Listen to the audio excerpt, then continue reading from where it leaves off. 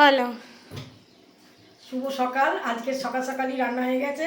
আজ ভোর রাত্রির থেকে প্রচুর বৃষ্টি টিষ্টি হয়েছে, ঝড় জল প্রচুর। আমাদের এখানে অনেক আমের বোল, তারপরে হচ্ছে সজনে ফুলের ডাল টাল প্রচুর ভেঙে গেছে।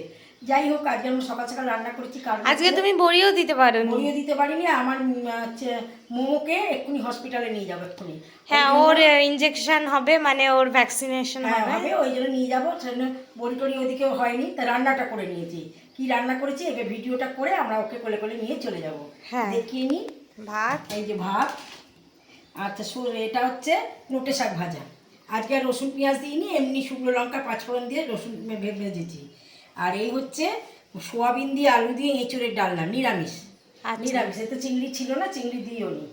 আচ্ছা, এইদিকে হচ্ছে ডিম, হাঁসের ডিম কারি করেছি।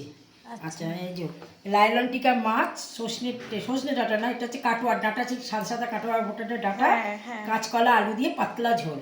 আর কাল দই পেতেছিলাম, এই দেখো দইটা খুব সুন্দর পাতা হয়েছে, মা খুব সুন্দর দই পাতে।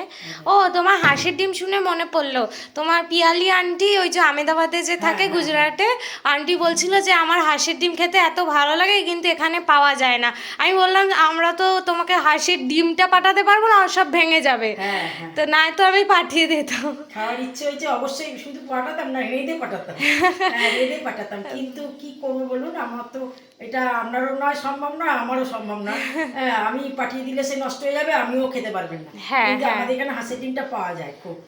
গরমকালটা খুব একটা খাই না, কারণ ওরা অনেক জায়গা থেকে জড়ো করে এক জায়গায় করে, তারপরে বিক্রি করে।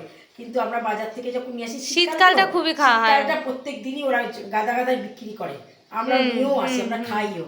ঠিক আছে, আজকে আমার এই সমস্ত রান্নাবান্না, আমার রান্নাবান্না কথাবার্তা যদি ভালো লেগে থাকে তাহলে একটা লাইক করে দেবেন, একটা সাবস্ক্রাইব করে দেবেন। নমস্কার।